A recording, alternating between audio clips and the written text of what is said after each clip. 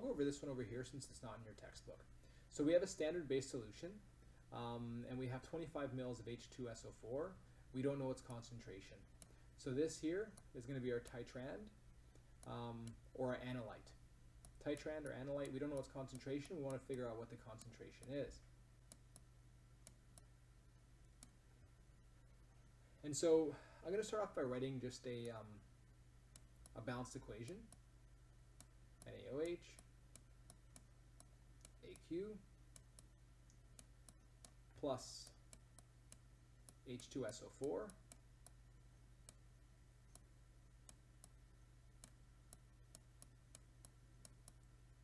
AQ, and then we'll produce some water,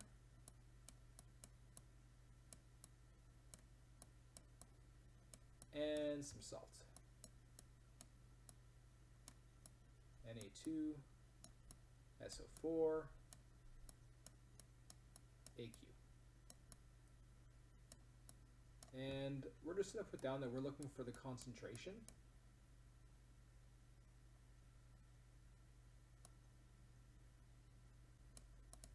We have the volume given to us. It's 25.0 milliliters.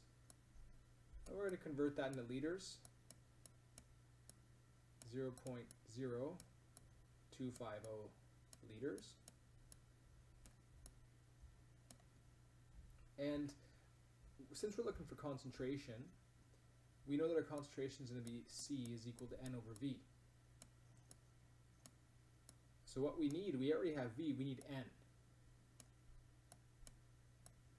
We don't have N right now, but we can figure N out based on the amount of base that was required to do this titration, to reach the end point. So what do we know about our base? Well, we know that the concentration of our base is 0.1000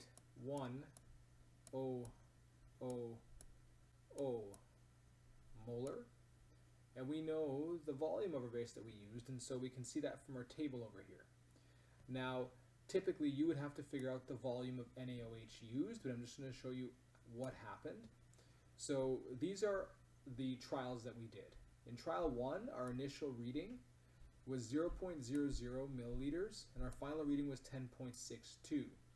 So to find the volume used, I simply did final minus initial, and that gave me 10.62 milliliters. In my second trial, my initial reading of the base was 10.62 mils. My final reading was 21.44 mils. And I did that final minus initial, I got 10.82. And then lastly, for my third trial, I had 21.44 mils to start off in my burette. That's what I was at in terms of the volume that I read. My final reading was 32.04 as I went down, and I did that subtraction, I got 10.60 milliliters. And so just to show you what that would look like, I'm just going to draw one of the trials out.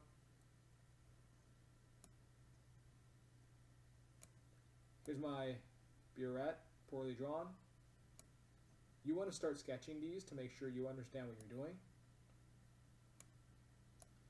Here's my volumetric flask, or sorry, not volumetric flask, my Erlenmeyer flask with my acid in it. There's 25.0 mils of H2SO4, and there's probably some indicator in there, maybe some phenolphthalein. In here, let's say I was doing trial 2. Let's say I was, and this is, I'm going to make my burette a little bit longer. This would be my 10.62.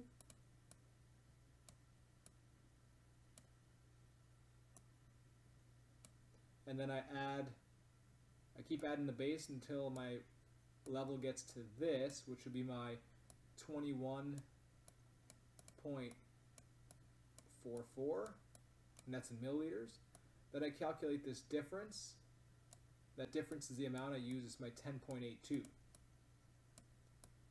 And so essentially you did this 3 times. So notice that you don't always refill your beer red after every trial.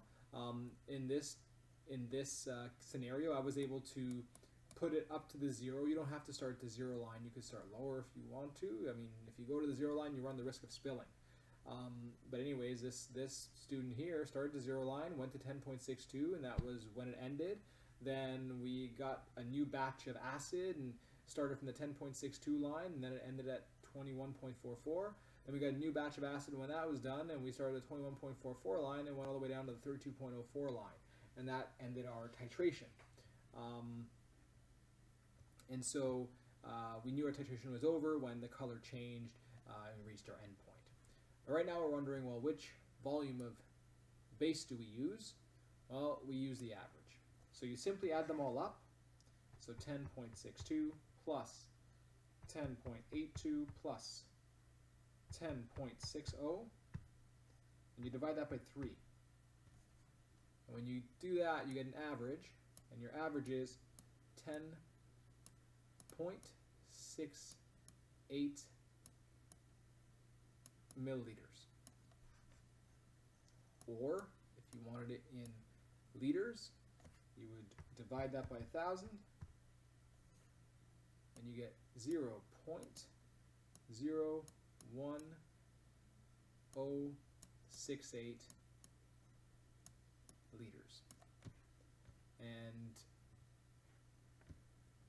that is what our volume is going to be for the NaOH.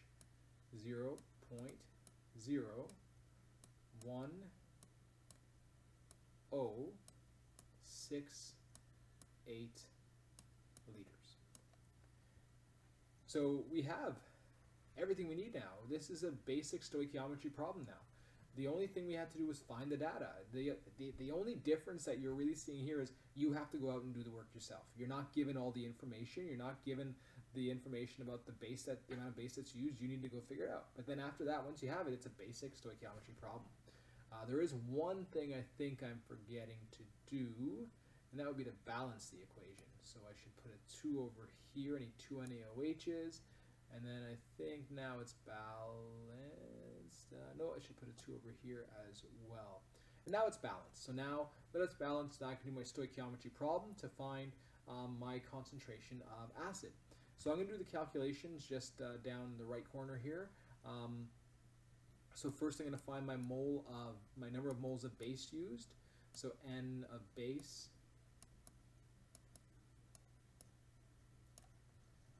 is going to be equal to our C times V, which is going to be our 0.1000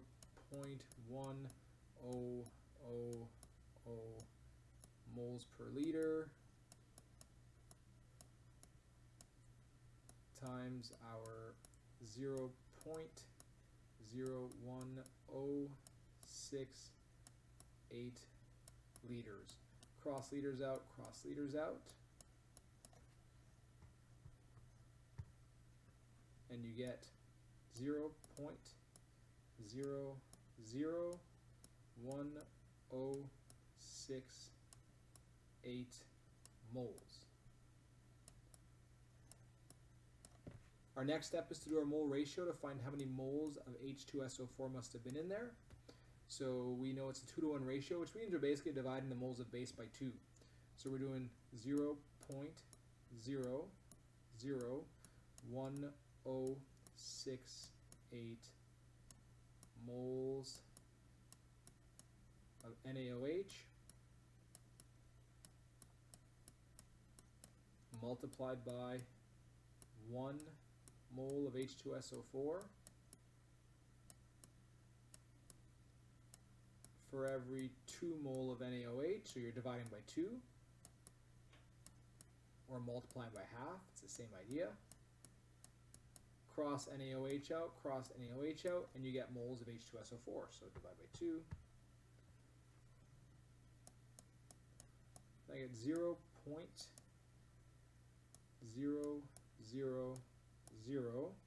there's 3 zeros there, 534. moles. And lastly, I do my concentration calculation. My C is equal to N over V.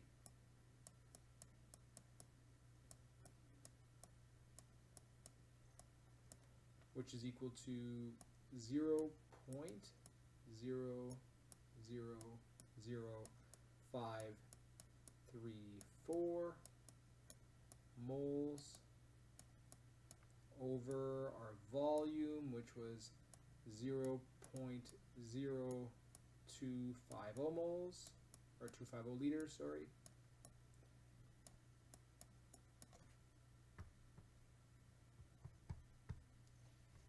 And we get 0.02136 molar. But how many sig figs do we need? It looks like we need it to be 3 sig figs based on our questions. So we'll have 0.0214 molar.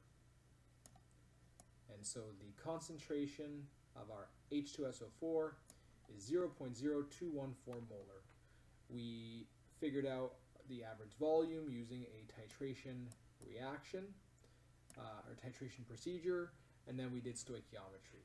So the key is remembering to balance your equation, remembering to find the average, and then doing all your sample problem, and then doing all your calculations using your proper ratio and your proper formulas.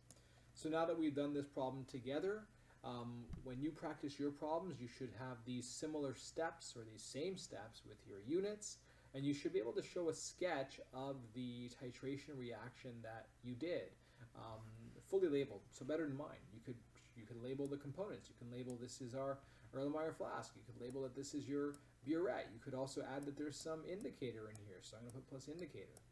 You don't want to put too much indicator because sometimes an indicator is acidic and it might lead us to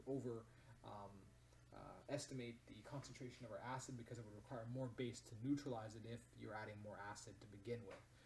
So you usually want to do 2 or 3 drops of indicator, which should be sufficient to do the titration.